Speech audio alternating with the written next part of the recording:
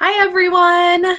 I'm so excited to share with you some of my secrets of turning a free speaking gig into a paid gig, really into more than just a paid gig. How do you turn a free speaking engagement into clients and other paying speaking gigs, consulting? How do you make money from speaking? I've been speaking for about a decade now, and in fact, I am currently in Washington, D.C. for a conference where I will be leading a workshop for the next 3 days. And this is my 6th year in a row leading these workshops at this conference. And some years I have additional keynotes that I do while I'm here, but I have been coming to this same conference every year for 6 years, speaking for free, covering my own travel, and I want to tell you why. Because it's usually the only place every year that I do speak for free. I generally have a minimum that I'm not willing to go below. I require people to cover my travel. But for this one conference, I feel a little bit differently. And here's why.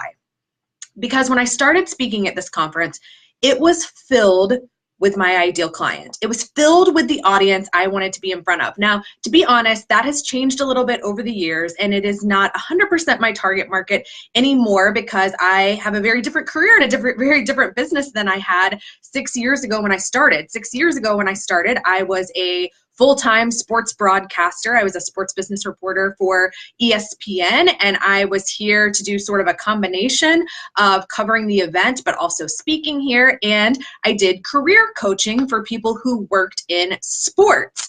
And an interesting thing has happened to me now that I've moved into being a publicist in that I now have clients who are here. I have vendors who are part of the exhibit hall here. I have one-on-one coaching clients. I have people who are in my group coaching program. So I want to explain to you why I continue to do this for free every year and all the different ways that it has generated money for my business, even though I'm not getting a speaking fee for being here. Because I want you to think about getting paid to speak beyond just the speaking fee. Is it great to get a speaking fee? Of course it is. Hi, Debbie.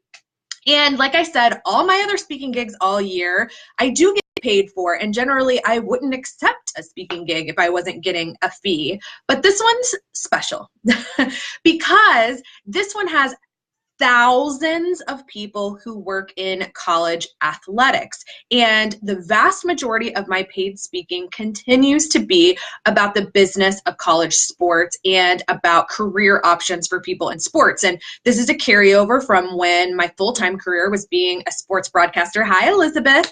But it continues to be something I enjoy doing, even though it's not related to my publicity business. And I'm going to explain to you how it has ended up actually leading to clients in my publicity business somewhat unexpectedly.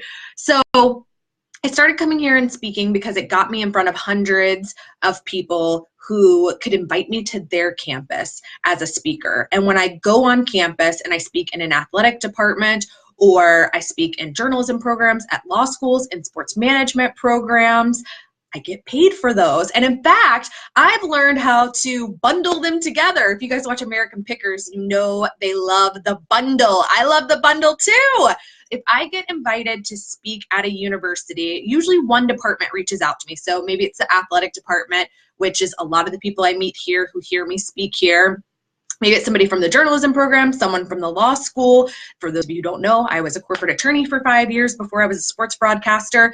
So one of them will reach out to me to have me come speak, and they'll usually have some budget to have me come speak.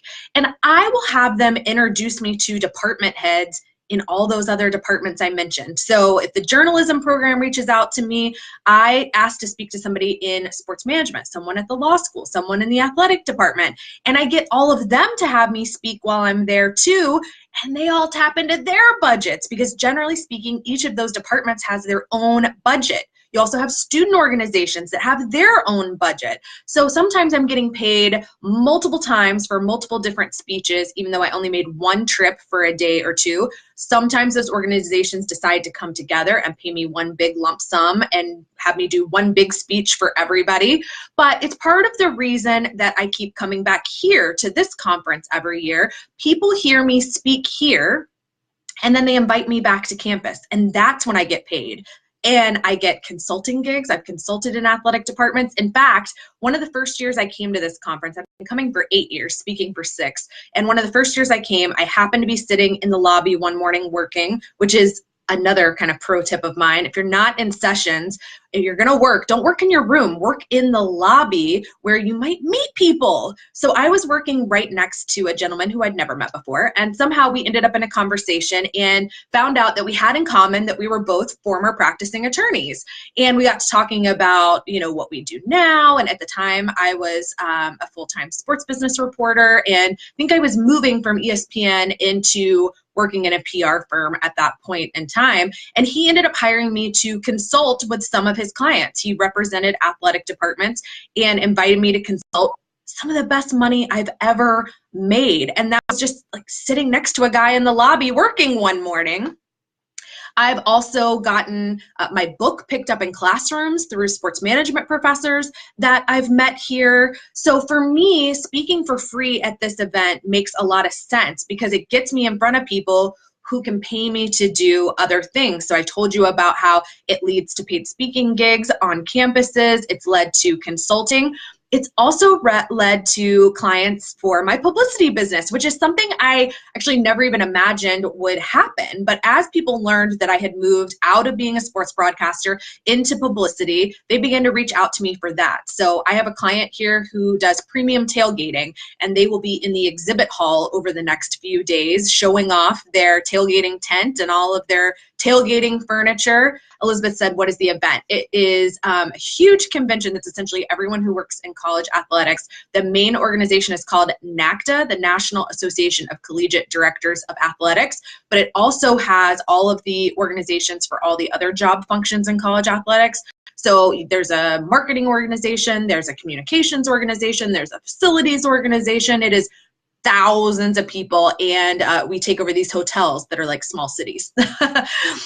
So we are currently at the Gaylord Convention Center in DC this year, and I have had this amazing, sort of unexpected thing that like I said, the tailgating company reached out to me to do their publicity. So I am actually getting ready to head downstairs and meet with them in just a little bit. I have 2 clients in my group program who I initially met here years ago. I've had, I think, 3 one-on-one coaching clients over the last couple of years that were people I met here. I have several meetings while I'm here this year with people who are interested in either one-on-one coaching or the group program. So really interesting because, as most of you who are aware of my business know, I'm a publicist and I help entrepreneurs and nonfiction authors get known in their niche and grow their business through being more visible on podcasts and guest blogs and TV and what have you.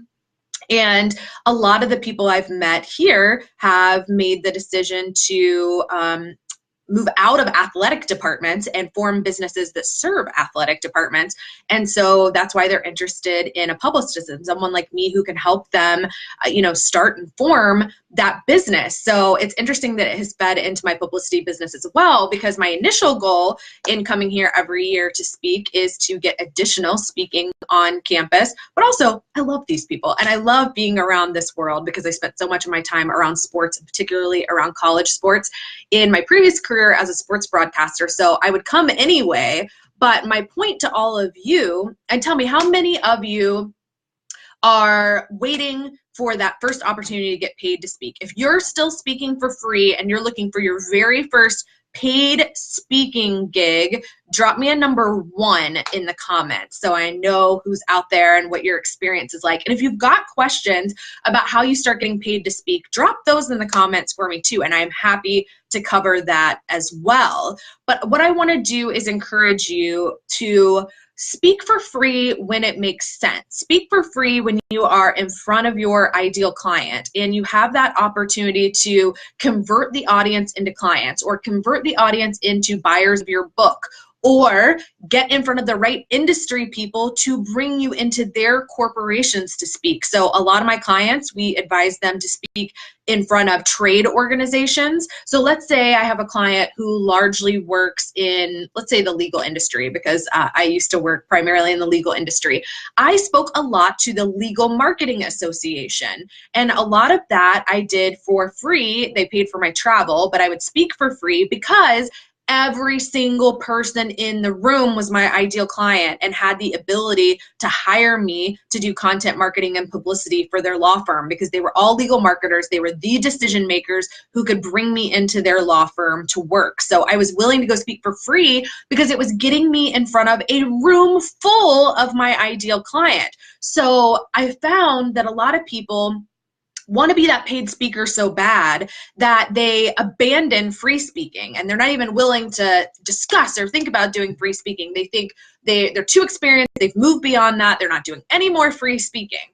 I have never said that. I've been speaking for 10 years. I've made well over 6 figures speaking, even if you just count the speaking piece, forget all the things that it's led to outside of speaking. And I still evaluate free opportunities to see if they make sense for me. If the room is going to be full of my ideal client, I'm going to feel differently about it than if it's not.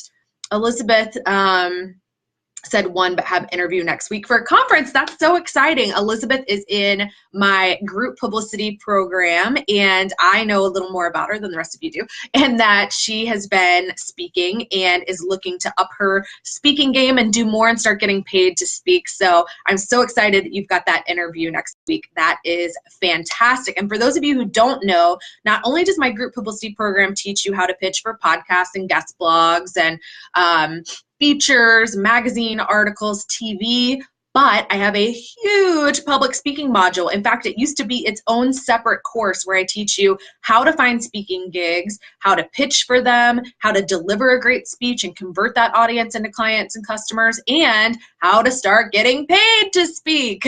So if you've been thinking about joining the program and you were wondering what all is inside, there is this huge public speaking module in there now if getting paid to speak or even just getting started as a speaker is one of your goals. And you've probably also seen me talking about my retreat that's coming up in September in Breckenridge, Colorado. I've got a contest right now where you can win a scholarship to go to that. If you haven't seen that, check out my free group, the Visibility Workshop, or on my personal profile. I don't think I've got it on the Facebook page yet, but I can drop a link here. Check out the scholarship competition, because at the retreat, I am also going to be covering speaking and how to either get started as a speaker or start getting paid to speak. I will tailor exactly what we're going to do around public speaking once I know who the group is that's coming and where everybody's experience levels are.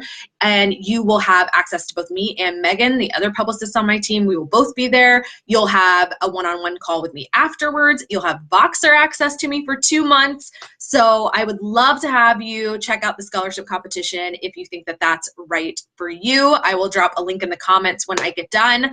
Okay, I don't see any other questions, so I am gonna head off to my client meeting and get the first day of my workshop underway here. I just want to encourage you all to open your mind to those free speaking engagements that can lead to more, whether that's paid speaking, it's consulting, one-on-one clients, people in your group program, selling your book. There's so many things you can do with speaking, and that is why I love it so much.